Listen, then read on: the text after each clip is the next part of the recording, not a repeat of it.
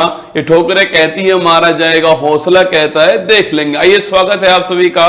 संजय, नेहा, रमेश, पायल, सत्यम, विमल, अनुज, प्रिया, शुभम, ऋषु, सभी का स्वागत है। और आज सटीक हम 7:30 बजे हमारी क्लास को समाप्त कर देंगे।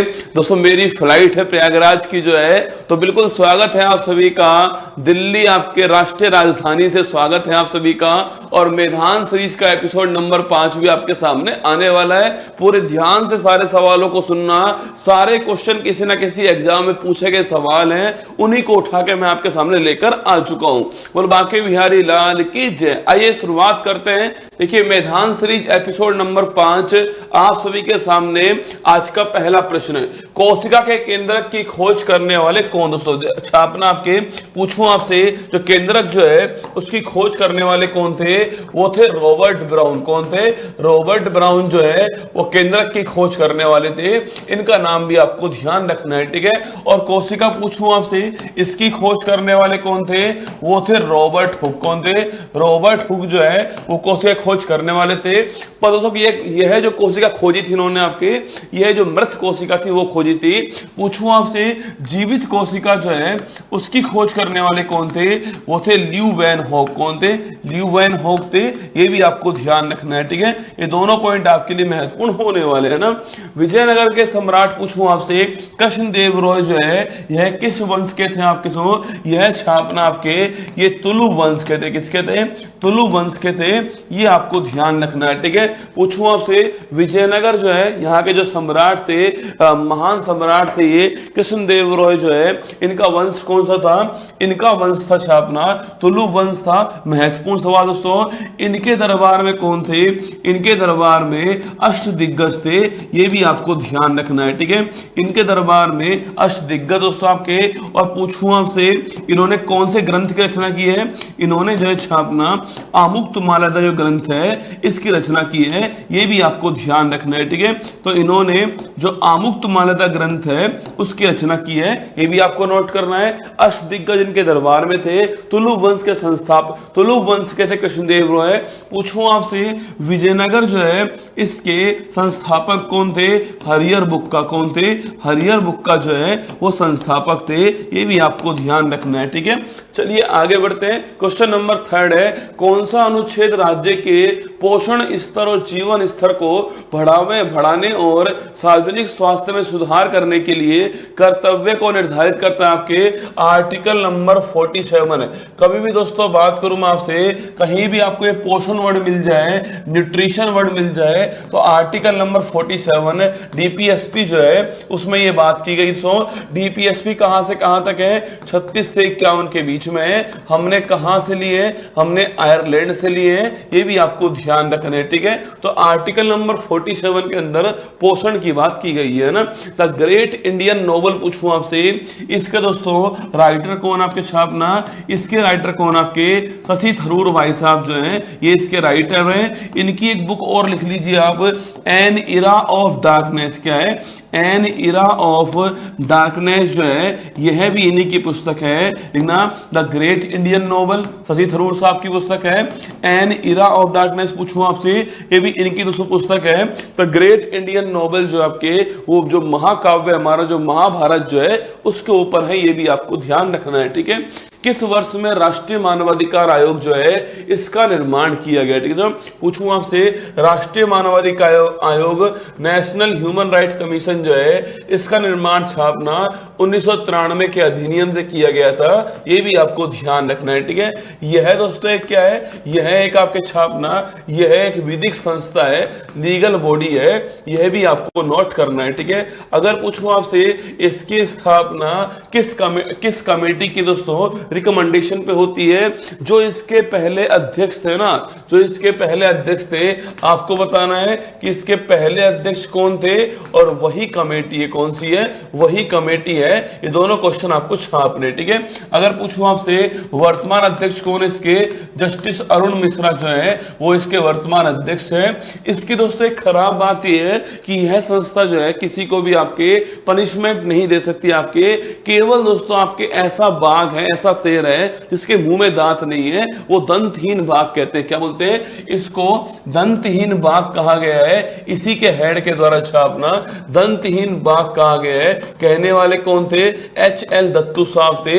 ये इसके हेड रह चुके हैं। इन्होंने इसको दंतहीन बाघ कहा है। और विधिक संस्था है जिसका उल्लेख किसी अधिनियम से हुआ है, संसद के एक्ट से हुआ है, उसे बोलते हैं लीगल बॉडी। जिसका उल्लेख संविधान के किसी आर्टिकल के अंदर है उसको हम लोग बोलते हैं कॉन्स्टिट्यूशन बॉडी। ये आपको जैसे वित्त आयोग जो है कॉन्स्टिट्यूशन बॉडी है, ठीक है।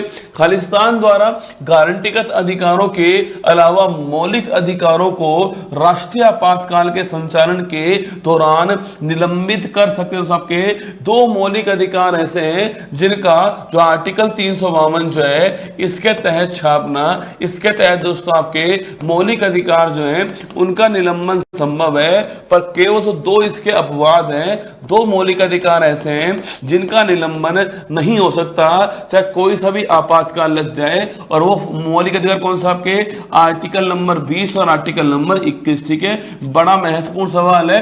आर्टिकल नंबर 20 और आर्टिकल नंबर 21 जो है इनका दोस्तों निलंबन नहीं होगा चाहे आपके राष्ट्रीय आपातकाल लग जाए, चाहे आर्टिकल 352 आपके अप्लाई हो जाए। पर ये दोनों पॉइंट जो है छापना, ये दोनों पॉइंट जो है आर्टिकल 20 और 21 जो है इनका आपको ध्यान रखना है। इन दोनों का सस्पेंशन, इन दोनों का निलंबन नहीं होगा, ये आपको नोट करना है, ठीक है। अब देखिए दोस्तों आर्टिकल 352 की बात करूं मैं आपसे, इसको लागू करने के 3 आधार होते हैं, ठीक है। इसको लागू करने के 3 आधार होते हैं। आपके मूल संविधान में भी 3 ही आधार थे, वर्तमान में भी 3 ही आधार है। पर दोस्तों एक अधिकार जो है आपके, एक आपके इसमें जो आधार है वो चेंज हो गया, ठीक है। पहले भी 3 थे, अब भी 3 है ना। पहले भी 3, अब भी 3 थे। सो पहले जो 3 आधार थे वो कौन से? आपके अशांति, आंतरिक अशांति, इसके अलावा युद्ध और बाह्य आक्रमण जो है, ये 3 इसके आधार थे, ठीक है।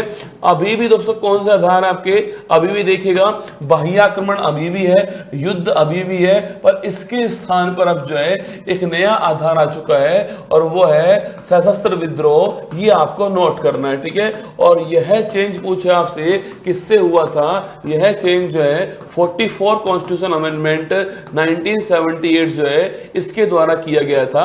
ये भी आपको नोट करना है, ठीक है। तो वर्तमान में आर्टिकल 352 अगर लगाना है तो उसके 3 आधार है। कौन कौन से? आपके सशस्त्र विद्रोह है, युद्ध है, बाह्य आक्रमण है। ये आपको ध्यान रखना है, ठीक है। और दोस्तों अगर पूछूं आपसे आर्टिकल 352 जो है, अगर पूछे आपसे अब तक दोस्तों भारत के इतिहास में कितनी बार लागू हुआ है? यह 3 बार लागू हुआ है। ये भी आपको ध्यान रखना है, ठीक है। चलिए आगे बढ़ते हैं। नेक्स्ट क्वेश्चन आपके सामने जो है वो हमारा ये है, अभिनव बिंद्रा ने किस ओलंपिक में पुरुषों की 10 मीटर एयर राइफल निशानेबाजी जो है उसमें गोल्ड जीता है, ठीक है। भारत के लिए पहला क्या है? भारत के लिए पहला व्यक्तिगत गोल्ड है ना। भारत के लिए पहला इंडिविजुअल गोल्ड जो है वो अभिनव बिंद्रा ने जीता। आपके शूटिंग के अंदर जीता है, 10 मीटर एयर पिस्टल में जीता है, छापना, ठीक है। और कौन सा ओलंपिक था ये? 2008 का बीजिंग ओलंपिक था। ये भी आपको ध्यान रखना है, ठीक है। तो 2008 का बीजिंग ओलंपिक था, उसके अंदर जो अभिनव बिंद्रा है उसने 10 मीटर एयर पिस्टल में भारत के लिए पहला इंडिविजुअल जो है वो गोल्ड जीता है, ठीक है। और सेकंड जीतने वाला कौन? आपके सेकंड जीतने वाला छापना कौन है? वो है नीरज चोपड़ा। कौन है? नीरज चोपड़ा है।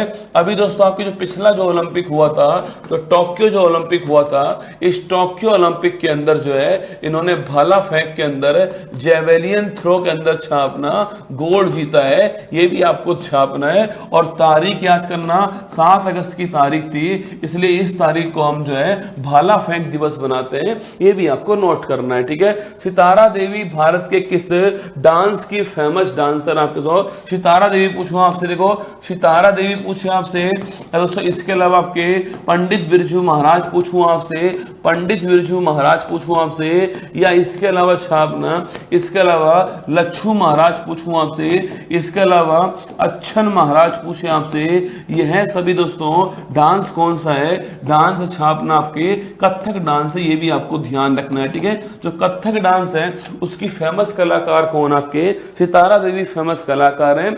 इसके अलावा पंडित बिरजू महाराज, लच्छू महाराज, अच्छन महाराज जो है ये भी इसके फेमस कलाकार है, ठीक है। चलिए नेक्स्ट क्वेश्चन आपके सामने, किसने प्रसिद्ध शब्द one cast one religion one God for all man, बड़ा महत्वपूर्ण सवाल है, ये सारे सवाल महत्वपूर्ण आपके एग्जाम के लिए ना। किसने प्रसिद्ध शब्द वन कास्ट मतलब एक कास्ट एक जाति होगी, वन रिलीजन एक धर्म होगा, वन गॉड एक भगवान होगा, फॉर ऑल मैन सभी के लिए जो है, सभी लोगों के लिए एक जाति एक धर्म एक भगवान जो सो, ये कहने वाले कौन थे आपके, ये कहने वाले कौन थे, साउथ के अंदर थे श्री नारायण गुरु जो है वो कहने वाले, इनका नाम भी आपको ध्यान रखना है, ठीक है। तो one cast one religion one God for all man ये कहने वाले कौन थे, नारायण गुरु है ना, साउथ में थे ये, ठीक है।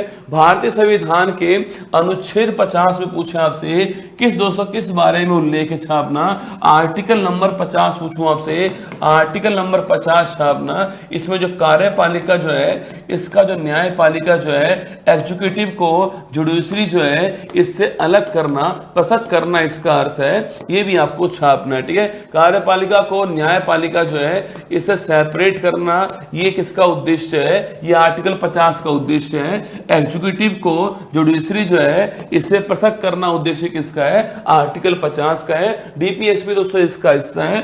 और जो आर्टिकल 51 है छापना, ये हमारे जो अंतर्राष्ट्रीय शांति जो है, जो हमारी फॉरेन पॉलिसी जो है, जो हमारी विदेशी पॉलिसी है, इससे संबंधित है, ये भी आपको नोट करना है, ठीक है। चलिए आगे बढ़ते हैं। 1951 में पहला एशियन गेम्स जो है उसकी मेजबानी करने वाला कौन था।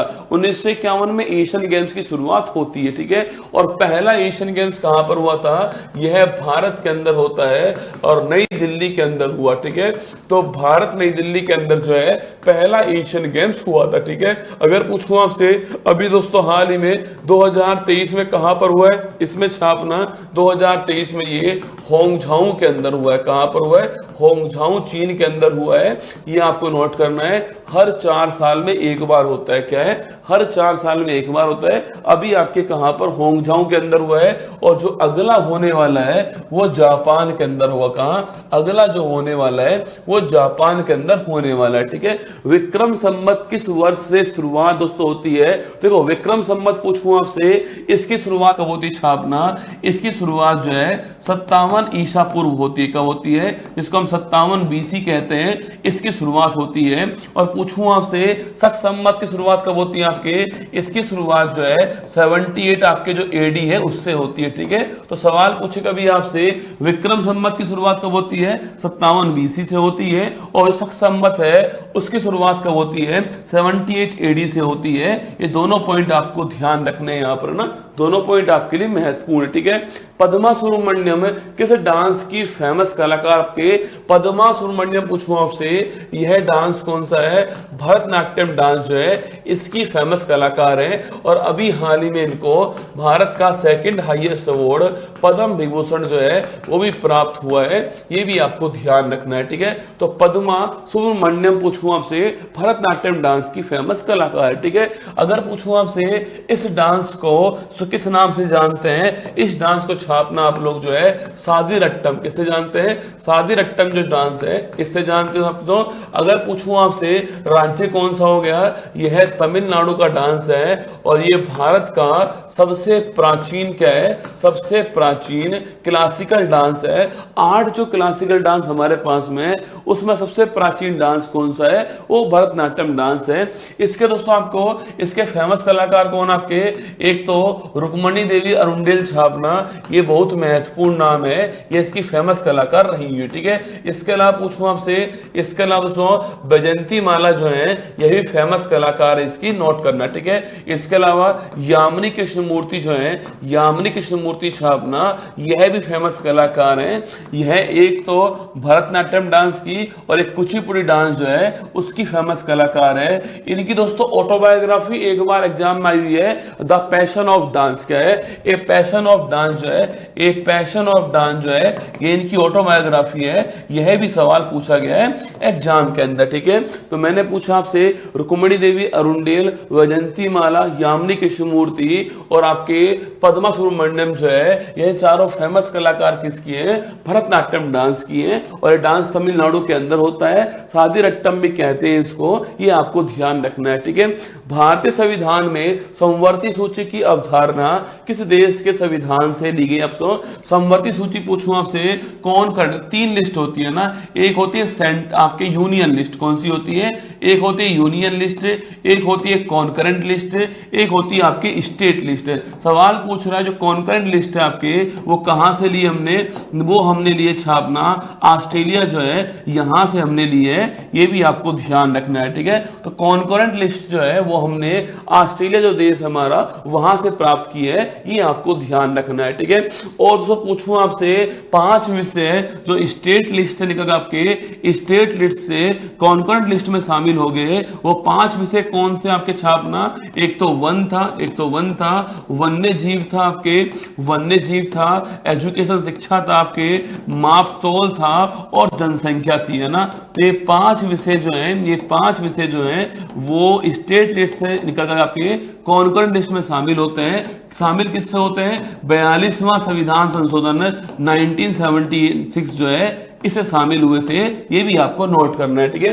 कभी सवाल पूछ ले आपसे कि भाई स्टेट लिस्ट से निकल करके 5 कौन से विषय हैं जो समवर्ती सूची में शामिल होते हैं? वन, वन्य जीव, शिक्षा, मापतोल, जनसंख्या, ये 5 विषय है, ठीक है। और 42वां अमेंडमेंट है, ये भी आपको ध्यान रखना है 1976 का, ना।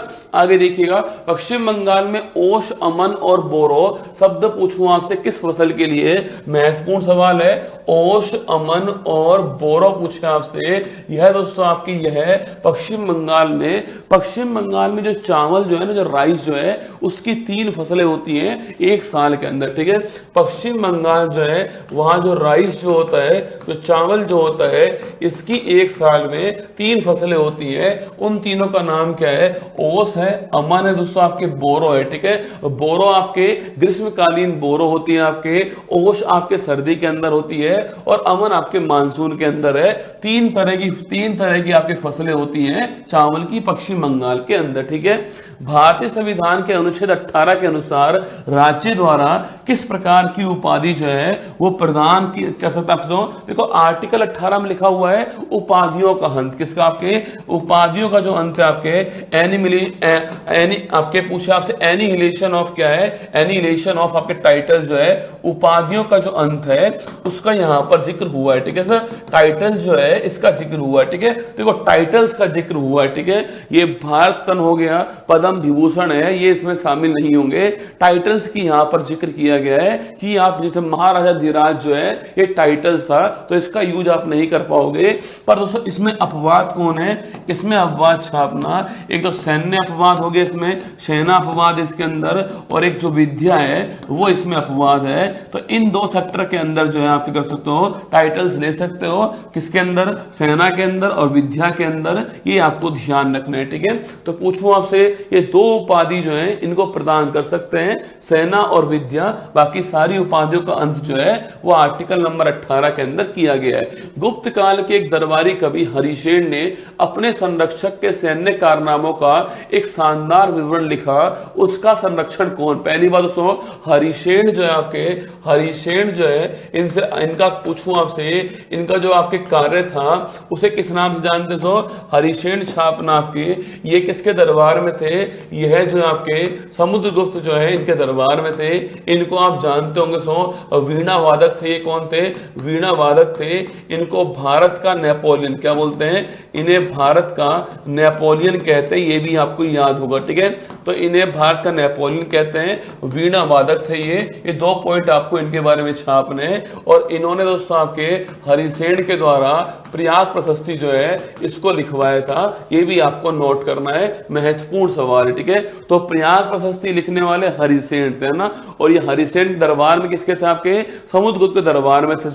इसी प्रकार आपके बाणभट्ट थे, कौन सा? आपके इसी प्रकार बाणभट्ट थे, और दरबार किसका था? आपके दरबार था छापना आपके हर्षवर्धन दरबार था, और इनके द्वारा लिखा गया कौन सा? आपके वो छापना कादम्बरी जो है वो लिखा इन्होंने, ये भी आपको ध्यान रखना है, ठीक है। कादम्बरी है, हर्ष चरित्र है, ये लिखने वाले थे ना।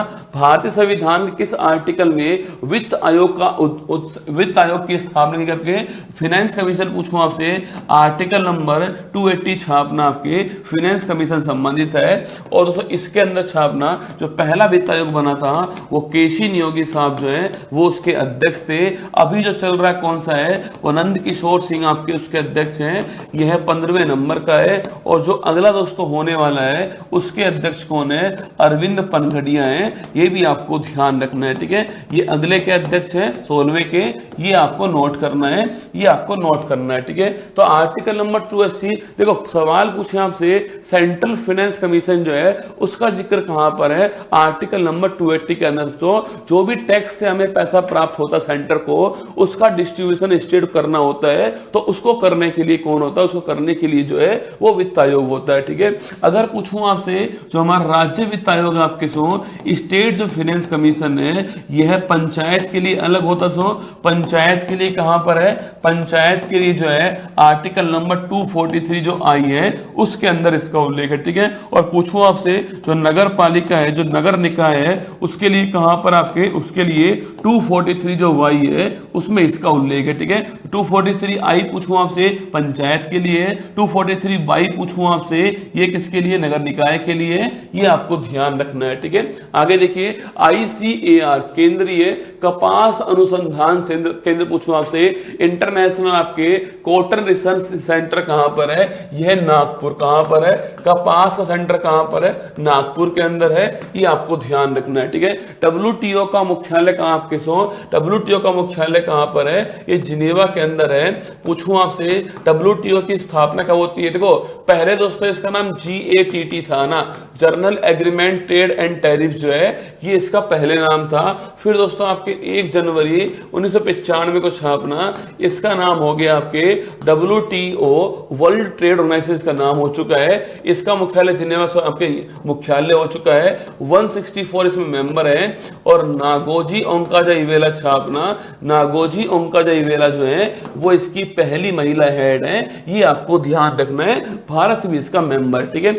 मौर्य सम्राट अशोक ने कलिंग पर विजय प्राप्त की, जिससे वर्तमान में किस नाम जान सो? कलिंग पूछूं आपसे, याद कीजिए सम्राट अशोक का 13वां शिलालेख जो है उसमें यह जिक्र किया गया है, कलिंग विजय का जिक्र वहां पर किया गया है, ठीक है। और कलिंग छापना वर्तमान में कलिंग कौन? आपके जो ओडिशा जो है वही कलिंग है, इसका प्रोनाम कलिंग था, ये आपको नोट करना है, ठीक है। तो वर्तमान का जो ओडिशा है वही पहले का कलिंग था, और 13वां शिलालेख जो है उसमें इसके बारे में उल्लेख किया गया है, ठीक है। आगे देखिए तो ये